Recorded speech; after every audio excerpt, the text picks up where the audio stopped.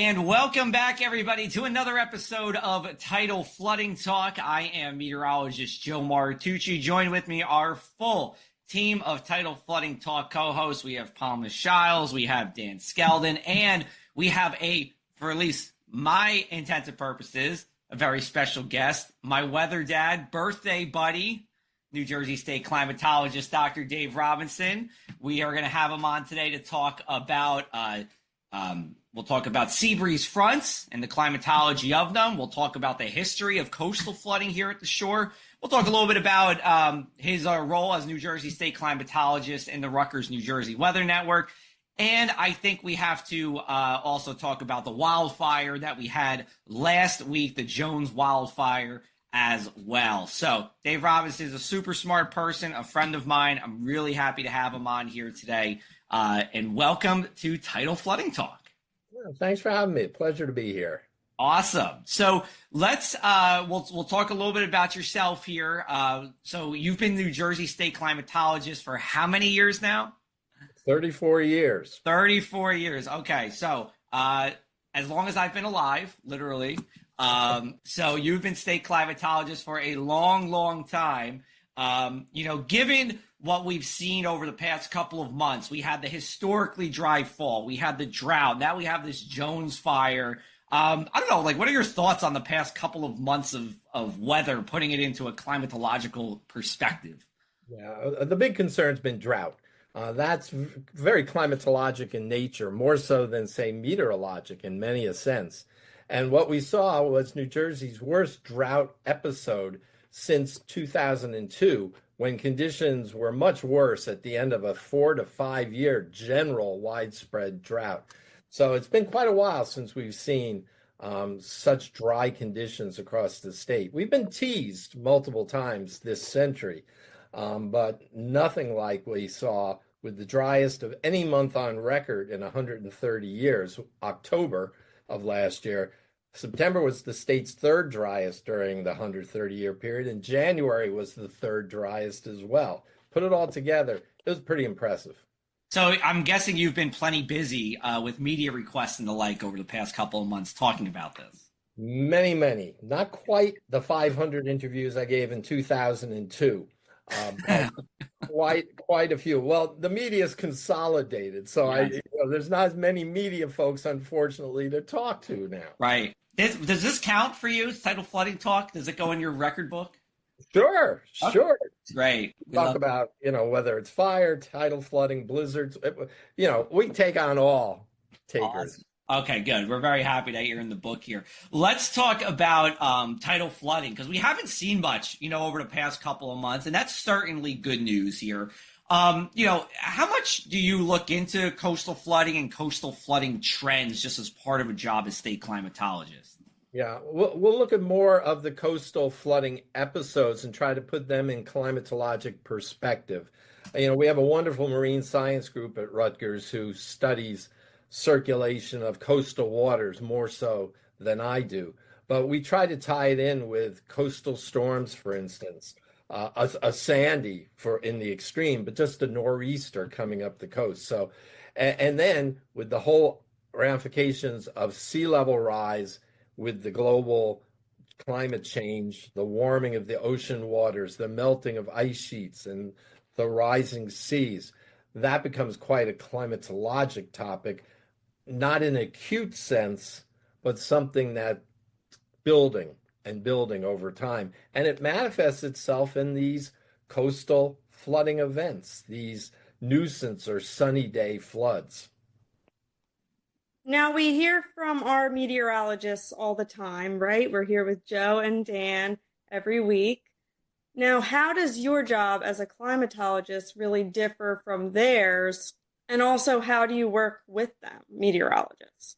Yeah, that's a great question. I like to say we, as climatologists, make predictions on timescales to which we can't be held accountable, whereas meteorologists get instant gratification or condemnation. And that sort of defines it in a way. The meteorologists look at the short term, but you can't be a good meteorologist without a climatologic foundation. And likewise, you can't be a good climatologist without knowing some meteorology. I know enough to be dangerous. I am not a degreed meteorologist. I started as a geologist and earth system scientist really way back when. But the important thing is they used to look at things like two camps, meteorologists here, climatologists here. And I've been on National Academy of Sciences advisory boards and such where we've advocated kind of the linkage of the two. Again, the idea that you can't be good in one without knowing something in the other. And then you get that seamless transition between a weather event that has some climatologic aspects to it and vice versa in some senses. Oh, Dave, I think, as an NBC 40 meteorologist for like 15 years, I followed New Jersey weather since 2003. I have read so many articles with your name. I have looked up so many stats that can be attributed to you. So I think it's so great to finally put a face with the name that is definitely, renowned in New Jersey. Let me ask you this. New Jersey is a very complex state, climatologically speaking. You got the highlands of Sussex County to the coast from Monmouth to Cape May. How challenging is all that diversity kind of crammed into a relatively small state? How challenging is that for you to accurately, constantly monitor the climatology of an area that is so diverse? I love it. I'm a Jersey native, so born and raised on the four seasons and everything that occurs within those seasons. I grew up going to the shore in the summer, northeast part of the state in the winter, camping throughout the state as a Boy Scout. I find it less of a challenge and more an exciting opportunities when you see the wide variety of conditions that can occur across the state. Of course, we are small enough that when there's a drought, generally the whole state tends to feel it. Some areas worse than others. When we get a snowstorm, it might be in the south, as we saw down in Cape May a couple of times this winter. But it also began in November with 1.5 feet of snow up at High Point Monument, where no one else got much more. So the variety is wonderful. I often like to say the good part is we tend not to get the worst of the worst. Take away a Sandy, an Ida or whatever, but we tend not to get the worst tornadoes, the worst hurricanes, the worst blizzards, the worst heat waves, so on and so forth. But we sure get our taste of a variety of weather. Let me go back to coastal flooding because we get more than just taste sometimes here. I think we all know that we've seen more coastal flooding, particularly on the sunny day flooding or that nuisance flooding side. Is there anything the data tells us about one part of the shore seeing more or less coastal flooding than the other? Is there something about the topography that would influence that as well? It could I would say in Delaware Bay, it certainly could because we're mostly wetlands, coastal wetlands along those shores. But when you look at, we have good long-term records from Sandy Hook and then down in Atlantic City, and they don't always share the same storm. Sandy was worse up in Sandy Hook. Atlantic City was worse in a couple of nor'easters since that time, actually. But in general, they're all feeling this impact of slowly rising sea levels. I guess you could say almost like a frog in a pot of boiling water. These are subtle changes, this nuisance or sunny day flooding. It's not the big storms with the storm surges. It's just those low-lying areas that used to not see water on the roadways are now seeing it 20 times a year. And projections are they could see it a couple hundred times a year as we get later in the 21st century. So, but it's a subtle thing. And that's one thing about climatology, again, versus meteorology. You have to be a little patient because you can't attribute any particular flooding event or any even decade solely to climate change. There's a lot of weather variability from year to year, for instance. But so you're kind of lulled into some sort of complacency. And I think this nuisance or sunny day flooding is a great example of that. It kind of just creeps up on you, year by, not every year after every year, but let's say decade by decade. I think it's also a good reminder that sunny day flooding, that rain doesn't really have much to do with coastal flooding either. It can help exaggerate it, but it's not going to cause it in and of itself. All right, we're going to take a break. On the other side, we're going to have more with New Jersey State Climatologist, Dr. Dave Robinson. You're listening to Tidal Flooding Talk. Thanks to the New Jersey Coastal Coalition, your flood insurance bills are lower and your streets safer from the reality of flooding. Since beginning in 2013, we build more resilient shoreline communities. Our member towns develop and share in best practices that anticipate future concerns and create flooding solutions. From our town-specific free web app for flooding information to our weekly Tidal Flooding Talk show, we focus on flooding 24/7. Visit www.njcoastalcoalition.com for more.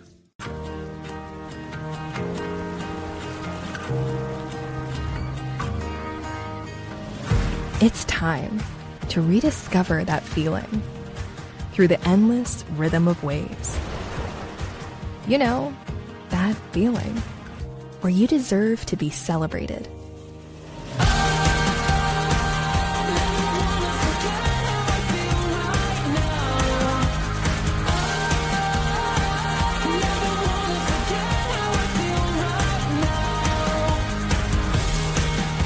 It's more than a destination.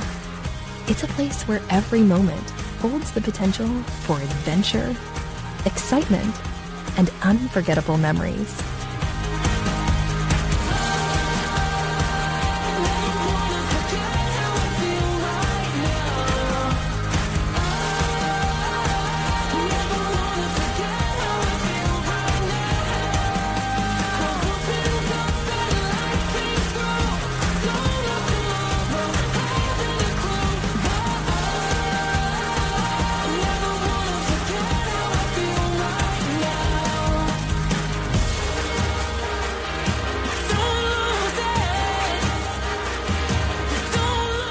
Visit Atlantic City, where every celebration is unforgettable.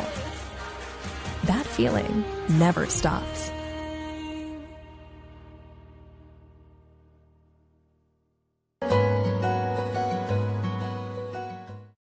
Hello and welcome back. You're watching Tidal Flooding Talk, brought to you by the New Jersey Coastal Coalition, and we would like to remind our viewers to protect natural floodplains. Like salt marshes and stream beds are nature's way of managing floodwaters while improving the environment. Help them do their job. Reduce boat speeds to minimize erosion. Use fertilizers sparingly to protect water quality, and limit hard surfaces in your yard so rainwater can absorb naturally. A little effort goes a long way in protecting your community.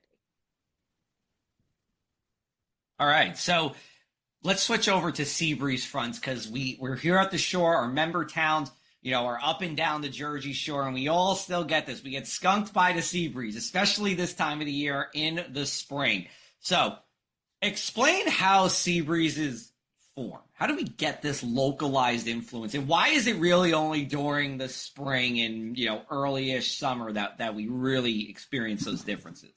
Yeah. Well, cutting to the first part quickly, we see the big differences in the spring and early summer because the oceans take a lot of time to warm up and the land simply doesn't.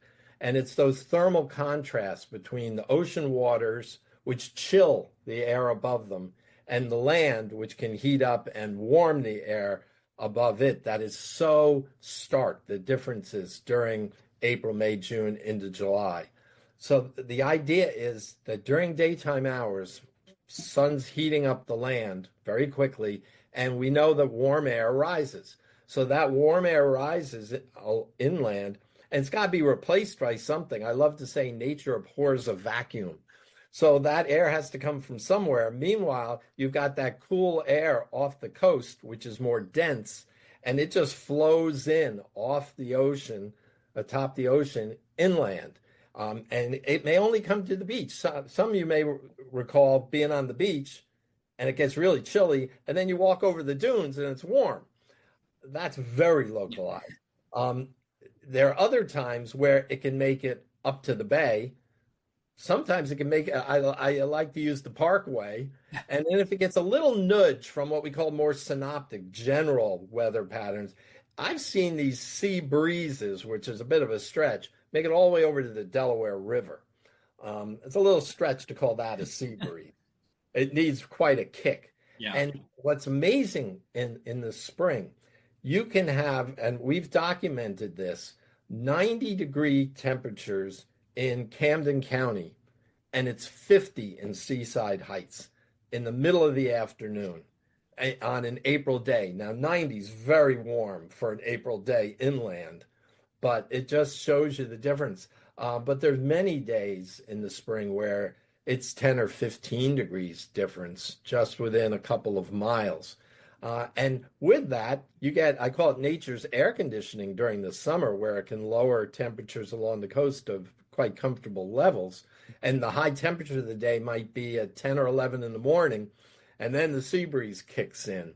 But it's at night, it can be the opposite, where you get a land breeze and the land cools off and the air comes rushing towards the coast, which isn't great for mosquitoes and biting flies on the barrier islands, because it pushes them from the marshes to the coast. So it's this wonderful seesaw pattern between the inland areas and the coastal air over the cooler waters that makes it so interesting. One other quick thing to add, it can be a pollution hazard, because oftentimes that rising air inland is heading off the coast and bringing pollutants with it, but it's being recycled back on shore, because that air that comes in off the ocean has to be replaced, and that's sinking air from above, and it can bring pollutants back on shore. So oftentimes there's respiratory issues right at that sea breeze front during extreme sea breeze situations.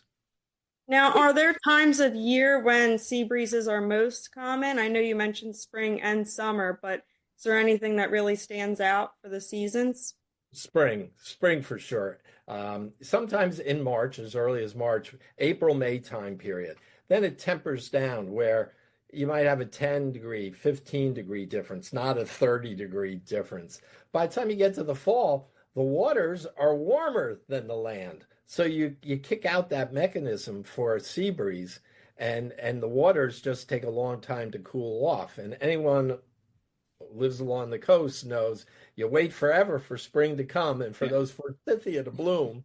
But in the fall, you can keep your garden going well into the fall, because those warmer waters keep the early frosts away from the coast. I can certainly agree with you, because just Easter weekend, I live in Atlantic City and I dressed in, a sweater and boots, went to visit my mom in Northfield, and I was like totally dressed the wrong way. I was sweating. I needed to get changed into like a summer outfit. So yeah, I could definitely attest to that.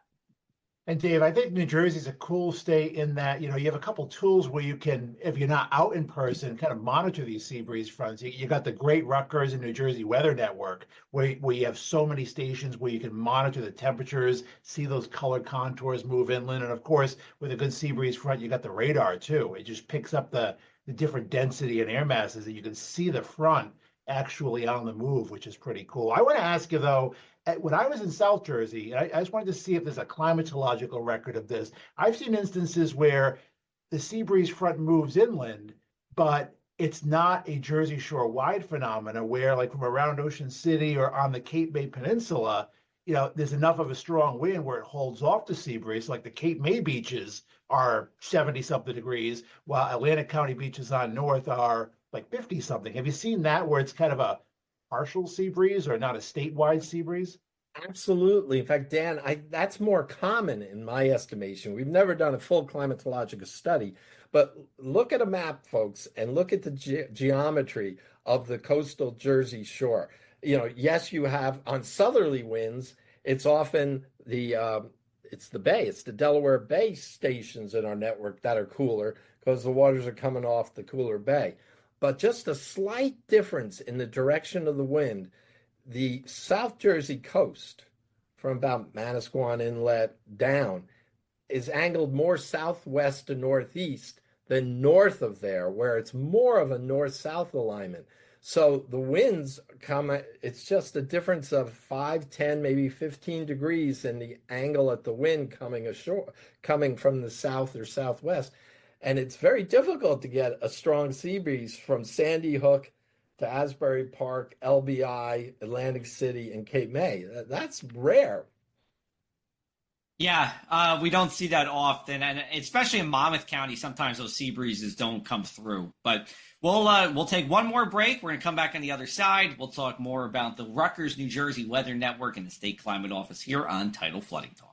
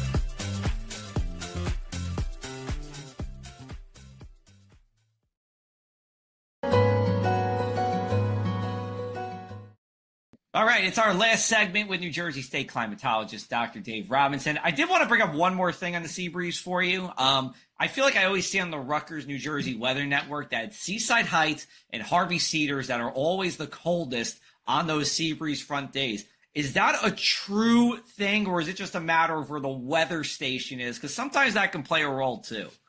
No, that's pretty much a true thing, because I look at those stations as almost buoys out in the middle of in the water. Atlantic City Marina is right there in the marina, and up at Seagirt, it's right behind the dunes at the State Police and National Guard training facility. So we're hugging the coast at some other stations, but those two are really exposed to the bay waters and the ocean waters. So you're saying the whole island, Barnegat Peninsula and LBI, just because of how out there in the bay it is, that it is that cool. Oh, interesting. Absolutely. Gotcha. Go ahead, Dan or Palma. Go. I just wanted to get that question in there. Now, as the state climatologist, what is the type of work that you do on a daily basis? Good question. It's very much an applied climate sense. The State Climate Office is here to provide information, data, expertise on weather and climate in order for decision makers to think about what the effects of those weather conditions, climate conditions might be, whether it's agriculture, transportation, emergency management, environment, or so on and so forth. So we help people make decisions. We don't make them for them. But when you think about it, almost everything is weather and climate related. So that's kind of, as the service component of your state university, that's what we're here to do. As meteorologists, toughest part of our job is trying to get the weather right. As a climatologist, what's the most challenging part of your job, on a day-to-day basis, or maybe over the course of your career? It's really trying to find the best information to help someone solve the problem. Whether they need 5-minute data, hourly data, they need data for the last 10 years. Is it wind? Is it wind gusts? Is it precipitation? Is it the intensity of precipitation? So it's customizing things for the particular needs of the customer, if you will. And then, of course, it's just all the variety of weather events I've seen in the many decades as a state climatologist and decades before that as a Jersey resident that always make it very interesting and challenging at times. Let me ask you this, and it's a big question, I know, but you've been doing this for 34 years, right? Could you see, this was like early internet, right, in 1991, or barely any, like how has your vision for the climate office changed over the decades? Or did you have a goal in 1991 and you did it and we're resting on our laurels? How does it work for you? It's continued to evolve. I mean, we were doing email. I was talking to reporters, but I had the phone to my ear all the time. And now it's email correspondence. We had a website in 1994. It was our first website, as I recall. Our weather network of stations we began to assemble in the late 90s, but it really started rolling in the first decade of this century. And then our volunteer observer program for precipitation, COCORAS, began in 2008.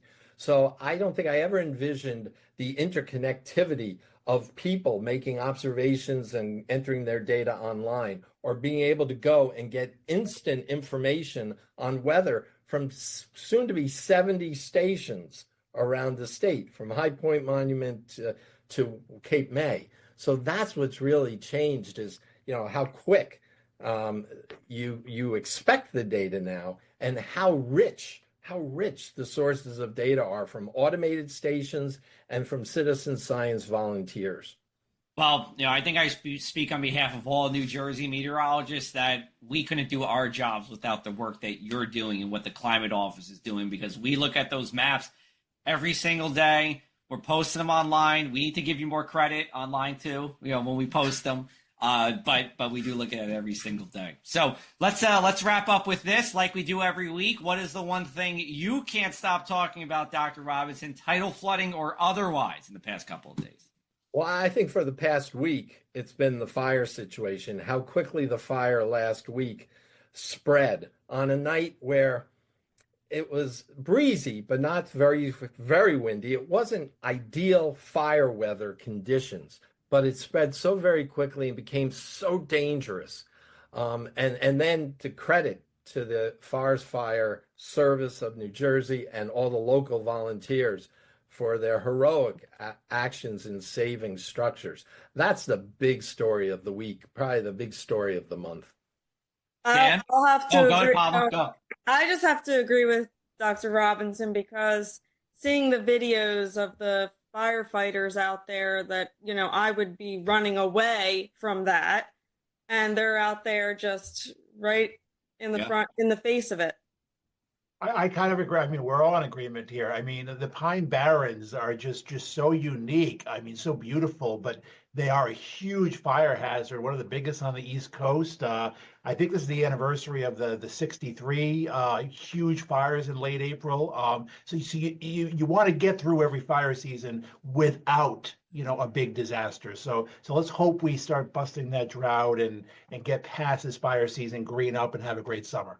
Yeah, I'll just stick with the fires too. I will say I was on the Parkway on last Wednesday, and I was literally driving from exit 105 down to 36, and you saw the plume of smoke from about exit 98 until you were in it around mile marker 76, and it's precipitating ash. And I've never seen with my own two eyes fires just on the side of the Parkway and smoldering and burnt trees like that. I mean, to see it all like kind of in real time just made it that much more real. And then on the Tuesday before, I was going to go up the Parkway, but it was closed along with Route 9. So I had to take a very long detour around, but it was moving. Thank goodness for that. And of course, it was for everyone's safety. So I wasn't complaining, but it was just interesting to make that. So anyway, for Dan Skeldon, Palma Shiles, Dr. Dave Robinson, I am Joe Martucci here with another episode of Tidal Flooding Talk. You can always come back every Tuesday at 7 p.m. for new episodes. Check us out on njcoastalcoalition.com. And Dr. Robinson, we thank you so much for the time. We will talk with everybody next Tuesday.